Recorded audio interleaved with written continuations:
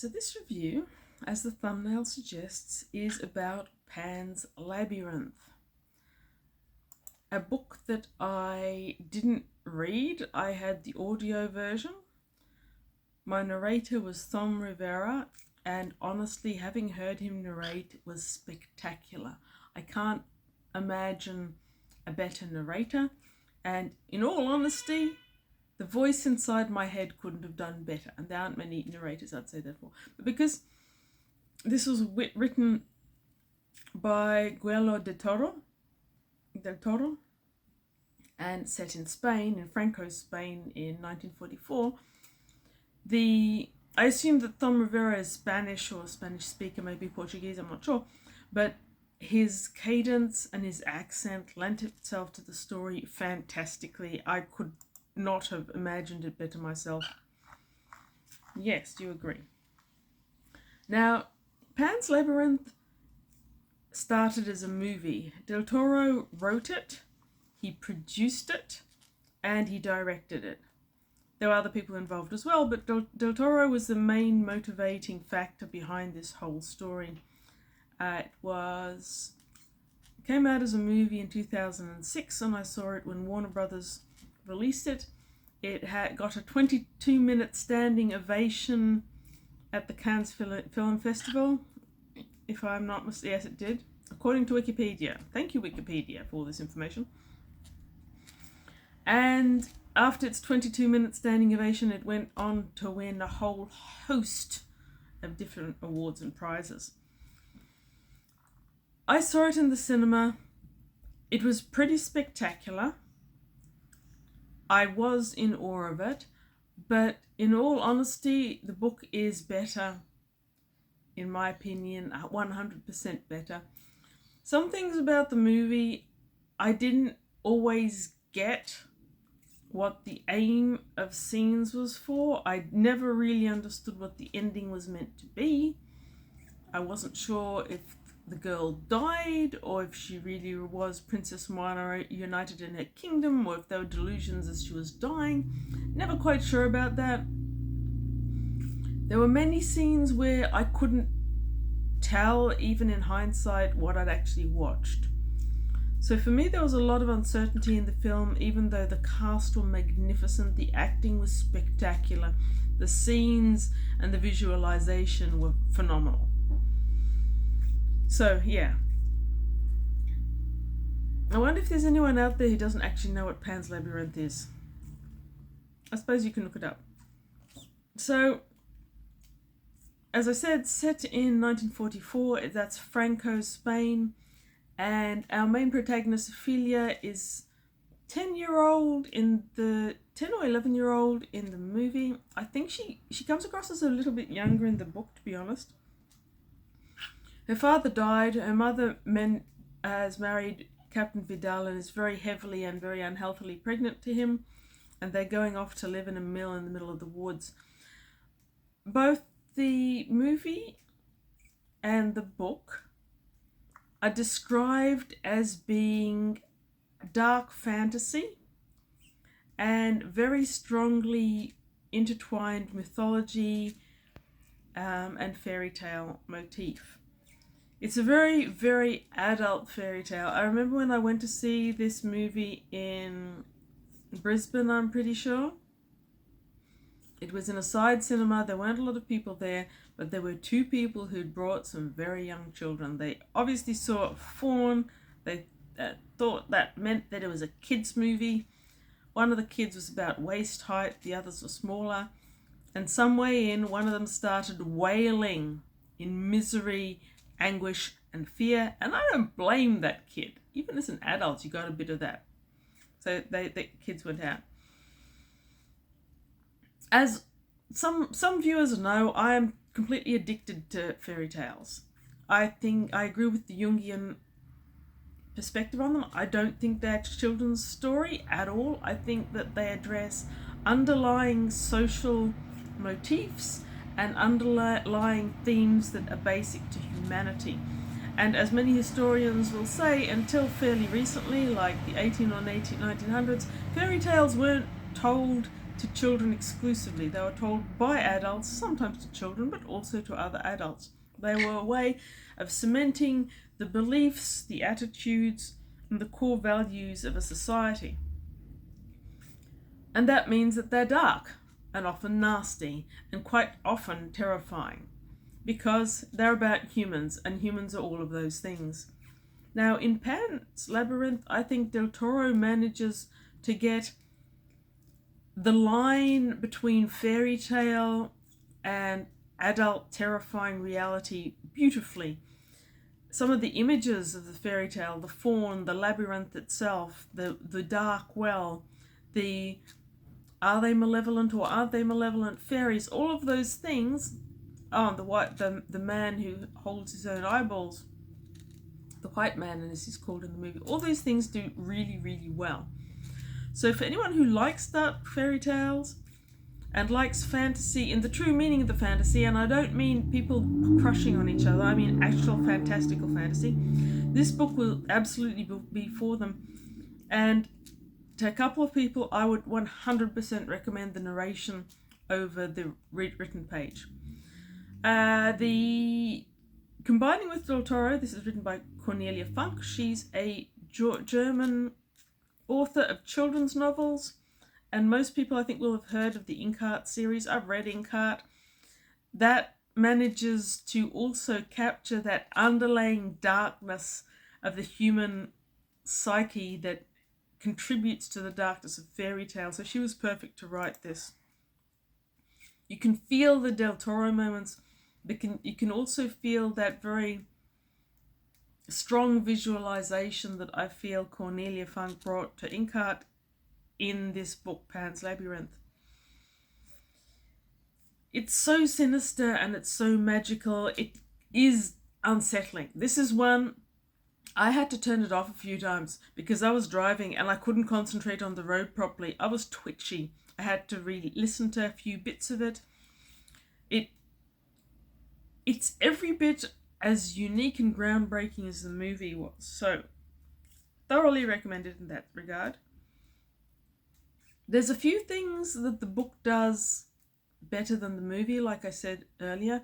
We follow Ofelia, and it's not a first-person narrative, so it's talking about Ofelia. Ophelia's experience is miserable. Her father has died, and she is scared of her stepfather.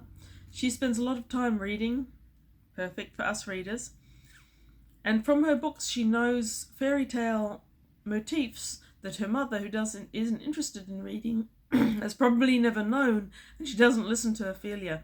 Ofelia sees that her stepfather is a wolf of a man, though later she actually says that it's an insult to wolves to call him that.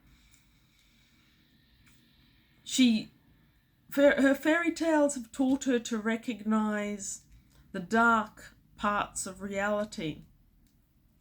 And the story talks about how Ofelia recognizes Captain Vidal, as a dangerous man. She recognizes the darkness in his soul. She recognizes the cruelty and the arrogance. And her mother is dismissive of Ophelia's love for books and fairy tales. She keeps telling her to grow up to live in the real world. But Del Toro's book beautifully highlights the fact that even people who insist they live in the real world are living under the effect of fairy tales. It's just different fairy tales. So Ophelia's mother, Carmen, is living under the fairy tale that a man will save her and protect her, under the fairy tale that she had a romance with this man. But Ophelia looks at him and knows that the fairy tale isn't the romance, and the fairy tale is not the strong protector. Rather, it's the evil man, which is what he is. But is he? Because basically he is a military man in Franco's regime. Franco's regime was notorious for horrible things. And Vidal is portrayed as all the worst of men. He tortures and he kills and he enjoys it. But it also builds an incredibly, impressively realistic character, because Vidal at the same time is scared of everything. Not not consciously but subconsciously, his whole reality is created to put a crust and a mask over the scared boy inside him, and his crust and his mask has become so strong that he doesn't even realize there's anything else to him. The way the book does this is really phenomenal. In terms of believable villains, I think Captain Vidal is one of the best. So realistic, so chilling in his cruelty and inhumanity, and so perfectly constructed as to how that humanity came to be. It's really magnificent. If you like good villains, you can read it just for Vidal. But Vidal is the excellent example. He is the center of his own fairy tale. In his own mind, he is the hero. In Carmen's world, he is her hero. He is her prince. In Ophelia's world, he is the scary monster. Now, when they reach the mill, things become more complicated.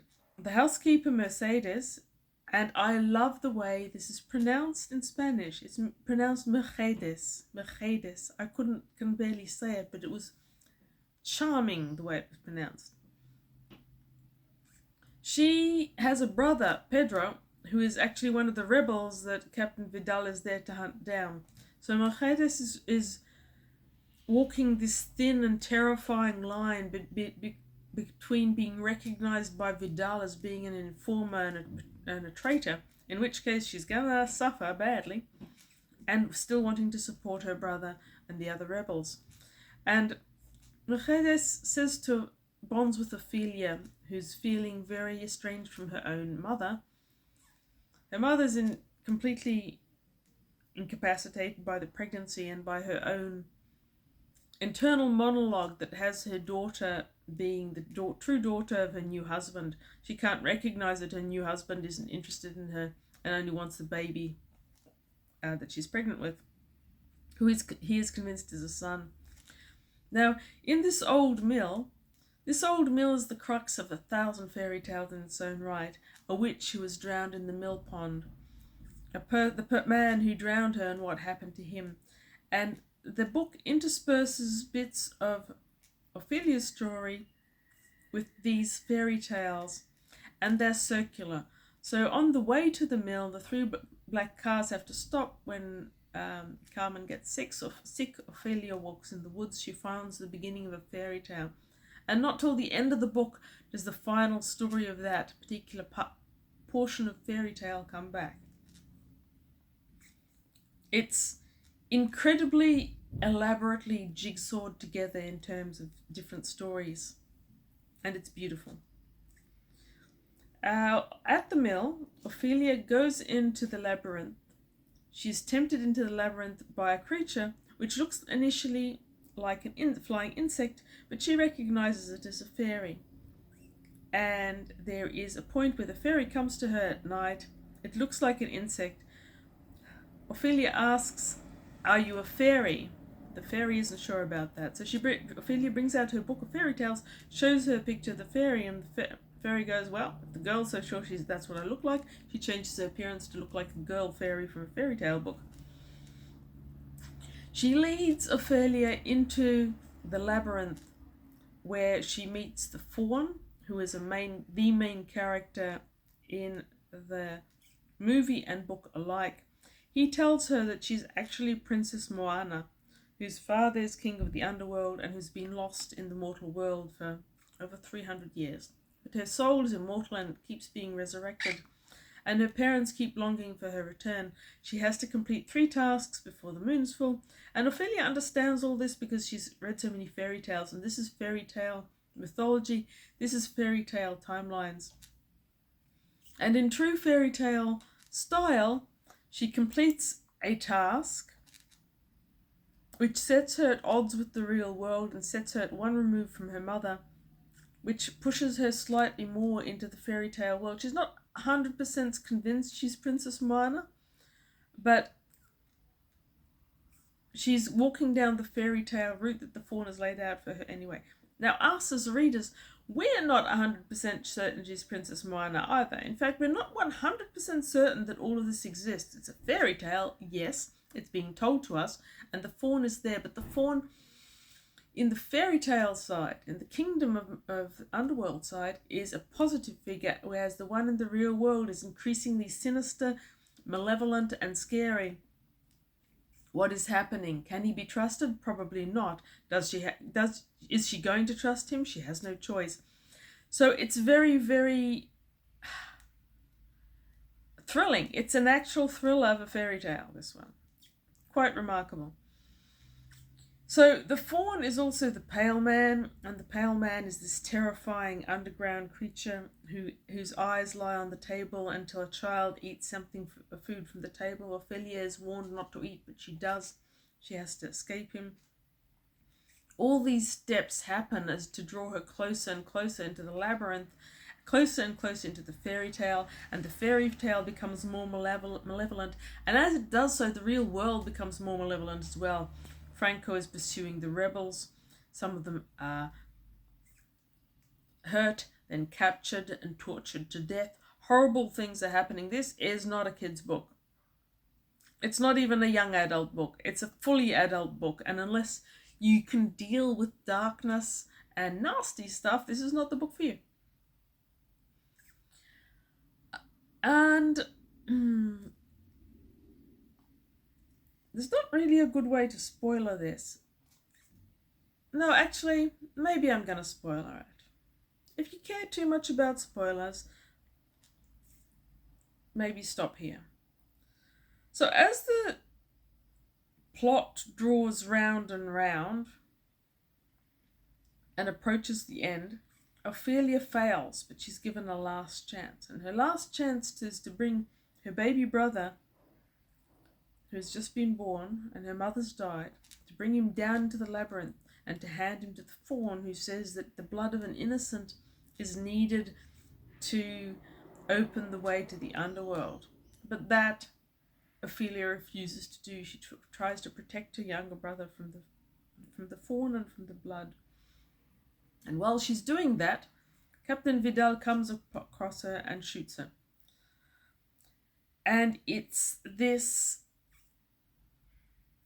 amazing ending, and the ending in the book is so much better than the ending in the movie, so much more satisfying, because you can't misunderstand it. And I was never really sure about the movie, like I said. In the end, Del Toro's described the ending as being a... How did he describe it? I wish I could find the place where he wrote it down, because I'm not going to do this well. Anyway,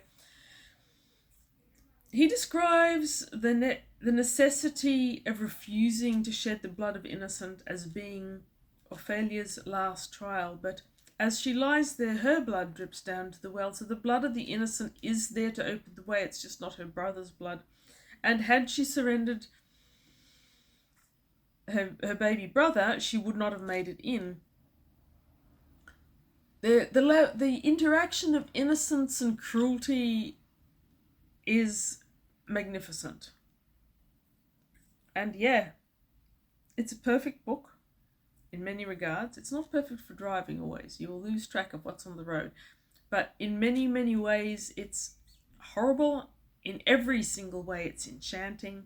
It is beautifully written and magnificently narrated, and I cannot emphasize enough how beautiful that narration was.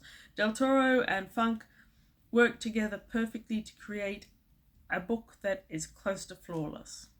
Really, really impressed by it. At times really scared by it. Thoroughly recommend it to anyone who likes fairy tale, true fantasy, immensely intact villains. I think I got from this all the good feels that I was expecting to get from the Garcia novels that I never got. So yes, thoroughly recommend the audiobook. Oh yes, like, comment, subscribe, all that sort of thing. YouTube likes it.